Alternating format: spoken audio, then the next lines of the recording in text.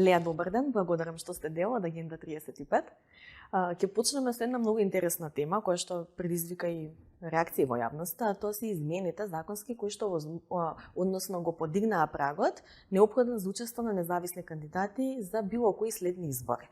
Имаше различни толкувања на овој потек. Што е според вас позадината и зошто се одлучија партиите усогласено да пристапат кон еден ваков чекор? Благодарам на поканата, Ката. Ви благодарам и за посветувањето внимание на вака важна тема во текот на изборниот процес, која што беше проследена со одредени реакции. Меѓутоа, моментот на усвојување на таквите законски измени и начинот на кој што беа донесени не остави простор за превентивно делување. Така што добро е да се дискутираат овие аспекти.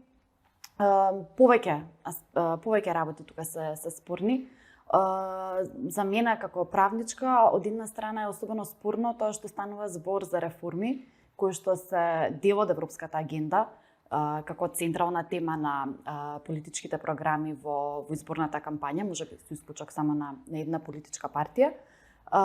Значи, станува збор за едни навистина многу битни критериуми, дел и од политичките критериуми во процесот на пристапување, за кои што се формирани работни групи, се прават обиди за да се воспостави еден навистина широк консултативен процес, како што се одвестува на такви битни општествени реформи. Меѓутоа, од друга страна, ваквите измени се донесоа без воопшто да биде консултирана работната група и без воопшто да се поттикне одредена дискусија.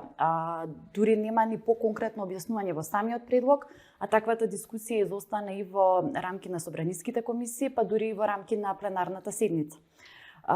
Според мене, со тоа се прави една мимикрија на некакви консултативни широки процеси, се имитираат одредени принципи, за да се создаде еден таков привид, меѓутоа во суштина партиите ги заштитуваат своите интереси. Мнозинството со кој што беше усвоена оваа реформа исто така укажува дека постоела одредена заткулисна согласност постигната помеѓу политичките партии, но таквите измени самите по себе се навистина многу штетни, не само од аспект на постапката во која што беа донесени, туку и од суштински аспект, пред се бидејќи не се одвестуваат на препораките на ОПСЕ-ОДИХР. Ова е интересно затоа што токму објаснувањето зошто се носат, меѓу другото тие барем го толкуваат дека е дел од препораките на ОПСЕ и ОДИХР. Да, често пати сме сведоци дека агендата се поставува на начин што треба да се создаде привид дека ги задоволува стандардите, дека ги задоволува оние европски барања, меѓутоа во суштина тоа не е така. Оваа измена имаше деманти од самите ОПСЕ и ОДИХР и од самата работна група, нели? Самата работна група реагираше, имаше такви деманти од ОПСЕ и ОДИХР, а и воопшто ако ги погледнеме најдобрите практики, европските стандарди во однос на ова прашање, ќе видиме дека такви ограничувачки прагови не постојат во европските земји. Бидејќи со самото тоа не само што се нарушува демократизацијата на општеството, туку всушност политичкиот живот, политичкото делување се ограничува единствено само на действувањето на политичките партии. Значи, воопшто се истиснува можноста за било каква автентична граѓанска иницијатива, за било какво граѓанско делување. Од друга страна, политичките партии во нашата држава функционираат по еден принцип на лојалност по вертикала, хиерархија и мобилизирање на гласови, додека пак токму овој простор, оваа можност на некаков граѓански активизам е она здраво ткиво кое што е неопходно во едно демократско општество, за да може да се поттикне навистина една посуштинска дискусија за навистина битните прашања со кои што треба да се соочиме. Ќе се навратиме на сложниве попови што мрсат во петок и за начинот на кој што тие функционираат и внатре во самите партии, но споменавте нешто што ми е навистина впечатливо, тоа е злоупотребата на постапката пред се. Се чини дека стана практика сите важни закони кои што се носат во името на ЕУ и на европските интеграции да се носат по скратена постапка и да се избегне било каква дебата, да се избегне таа дебата и во рамки на собранието, но и една јавна општествена дебата. Значи ова беше буквално исто преку ноќ донесена. Предходните законски измени на кривичниот законник повторно за 2 дена беа спакувани и донесени, а се тоа се прави под знамето на наводна европска интеграција. Како оваа иронија ја толкувате? Да, затоа и посочив дека всушност се врши некаква мимикрија, имитирање на одредена европска агенда и одлично е што го посочивте тој момент, бидејќи прашањето за интеграцијата во Европската унија, за нашето евроатлантско делување е централна тема во програмите на политичките партии, меѓутоа отсуствува и посуштинска дебата за тоа што всушност представува европската агенда на Северна Македонија. Доколку се погледна актуелната дискусија, имам впечаток дека политичките партии зборуваат за унијата за која што можеби ние аплициравме пред 20 години, меѓутоа таквата дискусија за европската агенда воопшто не е ажурирана со тековниот развој на Европската унија. Во Брисел дури би биле, претпоставам, и навистина среќни да можеме да зборуваме за унијата како што беше пред 20 години, пред повеќе од 2 децении, но мислам дека таков луксус немаме. И од таа страна и воопшто не се навлегува кон никоја навистина посуштинска дебата за тоа што представува исполнувањето на критериумите за членство во Европската унија, што представува процесот на пристапување, што тоа треба да донесе за граѓаните. Мислам дека политичките партии воопшто не се обраќаат на граѓаните, особено не во рамките на оваа изборна кампања, се обраќаат исклучиво само кон сопственото гласачко тело, кон нивните поддржувачи и како што споменавте, носењето на закони по скратена постапка беше во неколку наврати предмет на критика од страна на самата Европска унија преку нејзините официјални представници. Апсолутно. Дали практично ова значи дека и самиот наратив за членство во ЕУ, за европските интеграции за употреба? Гледаме дека со консензус се носат сите овие законски измени, па станува ли некако безсмислена целата таа нивна кавга, кој е за ЕУ, кој е против ЕУ, кога практично усогласени се за суштинските работи што вистински не доближуваат до унијата? Да, апсолутно, затоа и би оценила актуелната изборна кампања и понудата на политичките партии како безидејна.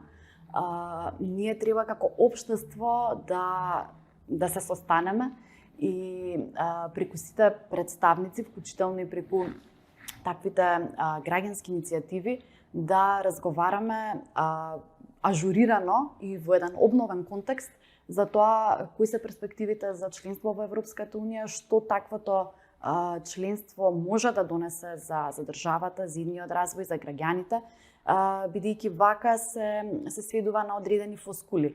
Понудата на едната страна е сведена исклучиво само на уставни измени, понудата на другата страна е сведена на некакво заобиколување на уставните измени, меѓутоа воопшто отсуствува онаа суштинска дебата за европската визија, односно отсуствува самата европска визија од сето она што во моментов е предмет на дискусија. Ако ова е резултат на визиите, политиките на раководствата на политичките партии, вие споменавте на вертикална поставеност на тоа како тие функционираат, но што е со самата идеја на постоењето на партиите како такви? Тука имаме членство, имаме неколку кругови кои што би требало да превенираат ваков тип на водење на политика. Имате ли очекување или гледате ли некакво здраво ткиво во самите партии? Дали се тоа можеби под младоците, дали некакви крила кај нас не се дозволени фракции, не сме не толку демократски, но дали има воопшто материјал во самите партии за да се направат тие внатре-партиски реформи, зашто гледаме дека горе-долу сите партии функционираат на истиот принцип? Па мислам дека самиот овој потекст со кој што се ограничи учеството на независни кандидати во изборниот процес најдобро ја отсликува незрелоста на политичките партии за еден таков процес и мислам дека недостатокот на вистинска демократизација на општеството оној демократски исчекор кој што конечно треба да го направиме, најмногу се должи поради недостатокот на демократизација на политичките партии. Значи, ако сакаме да видиме некои такви процеси отсликани на државно општествено ниво, таквите процеси најпрво мора да започнат од самите политички партии. Во конкретните изборни листи е вградена исклучиво само агендата на политичките партии и со ваквите измени не само што се загуши таквиот простор за оние автентични активисти кои што би сакале да се вклучат во политичкиот процес и да придонесат кон политичкото делување, туку мислам дека се испрати порака и кон сопственото членство, кон внатрешното действување. Мислам дека професионалците, луѓето со квалитет и интегритет се маргинализирани во рамките на самите политички партии кои што действуваат врз основа на клиентелизам, врз основа на лојалност, која што не се заснова на одредени принципи и врз основа на едно просто мобилизирање на гласови. Така што се загуши оној витален елемент за граѓаните навистина да почувствуваат дека можат да се реализираат во овие граници. Сведочиме единствено на партизирана меритократија и од тука потекнува и целокупната партизација на државата и на општеството. Од што се плашат партиите? Зошто херметички го затвораат системот и не дозволуваат пробав на независни, здрави, нови лица во политиката? Кај нас политиката е некако сватена како борба за живот или смрт. Гледаме една буквално брутална битка да се остане на вас по секоја цена, па и да се дојде на вас исто така по секоја цена. Некако Макиавелија присутен. Да, од една страна интересен е начинот на доаѓање на власт, од друга страна уште поинтересен е начинот на заминување од власт или предраматично. Да, Значи секоја смена на власта кај нас тоа е со голема драматика и фатализам. Да, сето тоа се означува баш во еден фаталистички контекст. Веројатно партиите сакаат да ги збиваат своите редови. Веројатно имаат одредени анализи кои што покажуваат со кое гласачко тело располагаат и мислам дека се насочени кон тоа да не го дозволат тој ветар кој што би можел да направи одредено поместување и да внесе одредени промени за кои што политичките партии во овој момент не се подготвени, од причина што сакаат да излезат на познат терен. Сакаат да излезат на терен во кој што однапред ќе знаат со кого се соочуваат и на каков начин може и да се прекројат сите тие гласови, на каков начин можат да се формираат таквите коалиции, од кои што претпоставувам дека на овие избори ќе зависи крајниот исход. Мислам дека партиите се свесни дека на овие избори можат да сметаат единствено на она гласачко тело кое што е стандардно нивен поддржувач, односно се свесни дека одреден број на независни гласачи, од кои што често пати зависи победата на една или на друга политичка партија, се воопшто демотивирани да го изразат својот глас. Ке речев се плашат можеби од затвор, но тука се измените на кривичниот законник кои што ќе им помогнат тој страв да биде амортизиран. Споменавте колку ова ќе ги демотивира обичните граѓани, независните граѓани, колку е тоа опасно за една демократија. Гледаме од година во година, од изборен циклус во изборен циклус, се помалку луѓе кои што сакаат да си го исполнат своето граѓанско право и да гласаат. Како овие луѓе да се мотивираат повторно, гледајќи го системот и гледајќи дека навистина повеќе гласови ви требаат, повеќе луѓе ви требаат за да воопшто можете да учествувате на избори отколку да се пласирате? Да, да се навратаме уште еднаш за да ја заокружиме главната тема на денешната дискусија. Таквото воведување на ограничувачки услови за учество на независни кандидати во изборниот процес е дотолку посимптоматично ако се зима предвид дека од друга страна пак за формирање на политички партии се потребни многу помалку потписи, односно само 1000, што е неспоредливо со оној број на поддржувачи кои што се потребни за влез во самата изборна трка. Треба да знаеме дека една е логистиката за собирање на таквите потписи за учество, друга е логистиката за самата изборна кампања.